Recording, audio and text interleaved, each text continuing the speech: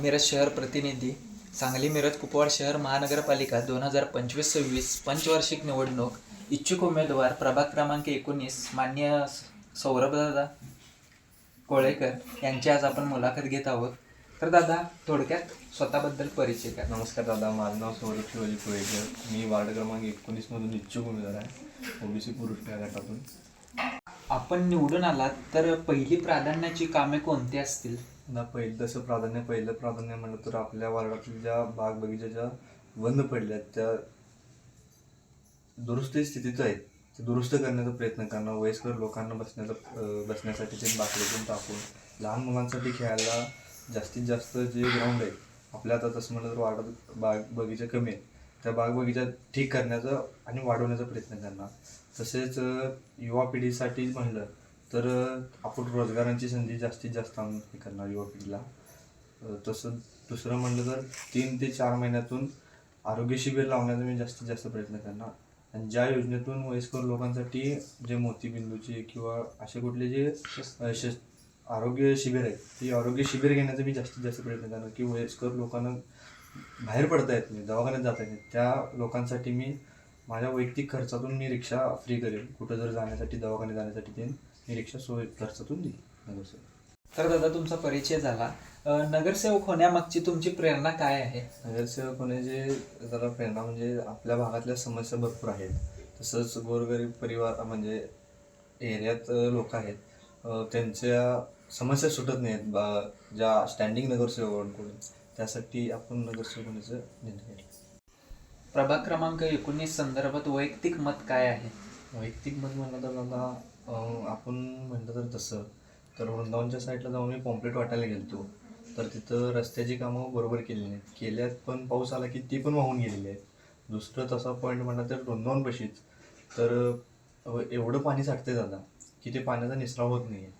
ते पाणी तिथं थांबून राहून डेंग्यूची समस्या, तिथं डेंग्यू डासांची समस्या भरपूर आहे. तिथली लहान मुलांनी ते म्हणजे घरातल्या लोकांनी लहान मुलांचा संबंध सांगितलं तर सारखे आजारी पडतात मुलं. त्यासाठी काय तर आपण आरोग्य शिबिर ते लावण्याचा प्रयत्न करू. तसं म्हटलं तर इकडं वांगेसवाडीचा जो शहरी नाला आहे त्याच्यासाठी आपण खूप 100% प्रयत्न करू की तो नाला स्वच्छ कायम ठेवण्याचा आणि त्याचा काय तर मार्ग लावण्यासाठी आपण प्रयत्न करू. तर दादा, आता आपण समस्यांबाबतीत बोललात, तर आता जनतेशी संबंध नागरिकांच्या तक्रारी कशा सोडवाल झालं तुम्ही? तक्रारी तसं म्हणलं तर मी प्रत्येकांच्या तक्रारी ऐकून घेऊन मी सर्वसाधारणपणे सोडण्याचा प्रयत्न करेल. जास्तीत जास्त वयस्कर लोकांच्या पहिला सोडवणार, कारण की त्यांच्या भरपूर तक्रारी आहेत की त्यांनी वयस्कर असून त्यांना जाता येत नाही. नगरसेवक तिथं आत्ता स्टँडिंग नगरसेवक असून त्यांनी 5 वर्ष तिकडे कधीच आलेले नाही आहे. आपण त्यांच्यापर्यंत वयस्कर लोकांपर्यंत पोहोचून त्यांच्या समस्या सोडण्याचा 100% प्रयत्न करणार. आणि तसं म्हटलं तर आता आत्ताची युवा पिढी व्यसनाच्या आहारी भरपूर चालल्या, तसेच गुन्हेगारी प्रवृत्ती जास्त वाढत चालला आहे. तर आपल्या प्रभागात आपण एक ध्येय ठेवला आहे की युवा पिढीचं व्यसनमुक्ती करायची, तसेच आपला प्रभाग स्वच्छ आणि सुंदर करण्याचा माझा एक संकल्प आहे. दादा, तुमच्या प्रभागातील समस्या कोणकोणत्या आहेत? समस्या म्हणलं तर दादा, पावसाळ्यात तर एवढा हाल होतं की सगळी तर लहान मुलं जास्त असून डेंग्यूची समस्या जास्त आहे, कारण डेंग्यूची फवारणी पण येत नाही इकडं वार्डात, काय होत नाही फवारणी, कधीच फवारणी झालेली नाही 5 वर्षात गेल्या. आणि तसं म्हटलं तर दादा, जे आपलं ड्रेनचे पाईपलाईन केल्यात त्या पाईपलाईनमधून बॅक पाणी मारलं, जिथं जिथं झाकणं तिथनं बॅक पाणी मारून घाण वास उठायला चालू होतं. त्या स्वच्छतेसाठी कोण येत नाही. घंटागाडी नाही म्हटलं तर दादा 2 ते 3 दिवसातून एकदा येते, आणि ती पण आली तर कोपऱ्याला थांबते, तिकडच्या बाहेरच जाते, आत गल्ली येत नाही. जरी लोक इथून गल्लीपर्यंत जायचं म्हटलं तर थांबत पण नाही.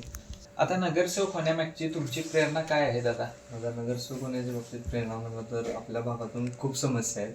जे स्टँडिंग नगरसेवक आहेत त्यांच्यापर्यंत समस्या गेल्या तर त्यांचा आज या उद्या या अशा समस्या त्यांच्याकडून आम्हाला येतात. आमच्या समस्या त्यांच्याकडून काय पूर्ण होत नाही आहेत. आणि तसं म्हटलं तर समस्या म्हटलं तर पहिली समस्या म्हटलं तर पाण्याच्या बाबतीत, की इथं पाणी येतच नाही आहे, आणि जरी आलं तर एक अर्धा तास पाऊण तास एवढा तासच चालते. त्यासाठी आम्ही 3-4दा निवेदन दिले. त्या निवेदनचं कोण आजपर्यंत निवेदनचं ते पालनच केलेलं नाही. त्या निवेदनचं 2-3दा आम्ही प्रभाग समितीत गेलो, नगरसेवकांकडे जाऊन घरी त्यांच्या दिलं, तरी पण आजपर्यंत कोण त्या ह्याची दखल घेतलेली नाही आहे ह्याची गोष्टीची. दादा आपण प्राधान्याची कामे ऐकलीत. पुढील 5 वर्षात आपल्या प्रभागाला कुठे पाहू इच्छिता? दादा आत्तापर्यंत जसं म्हणला तर मी पुढील 5 वर्षात मी जे आत्ताचे नगरसेवक जे करू शकले नाही ते मी करणार. आणि दुसरं म्हटलं तर मी प्रत्येकाच्या अडचणी लवकरात लवकर सोडवण्याचा प्रयत्न करून, तसं दुसरं म्हटलं तर माझ्या प्रत्येक नागरिकांच्या घरापर्यंत माझा एक मोबाईल नंबर देईल मी, की जेणेकरून कोणीही कॉल केला तर मी त्या गोष्टीसाठी मी लवकरात लवकर जाऊन त्यांचे प्रश्न सोडवू शकेल. तर दादा तुमच्या प्रभागातील प्रमुख समस्या कोणकोणत्या आहेत? प्रमुख समस्या म्हटलं तर त्याला पहिलं पाण्याची आहे आपली समस्या, की पाण्याच्या बाबतीत म्हटलं तर सकाळी पाणी सुटतंय पण एकदम बारीक सुटतंय, जेणेकरून पाण्यासाठी थांबायला लागते. कारण की इथं कसं भाडेकरू असल्यामुळं, गोरगरीब समाज असल्यामुळं सगळे कामाला जातात, त्यामुळं कसं पाण्यासाठी पाणी मिळत नसल्यामुळे बाहेरून विकत पाणी आणायला लागतात. आता सध्या समस्या जास्त आहे. रस्त्यात तर काय रस्ते नाहीच आहेत बरोबर इकडं. प्रभाग क्रमांक 19 मधून इच्छुक उमेदवार माननीय सौरभदादा कोळेकर यांनी लोकसेवा मराठी न्यूजला मुलाखत दिल्याबद्दल त्यांचा मनापासून धन्यवाद.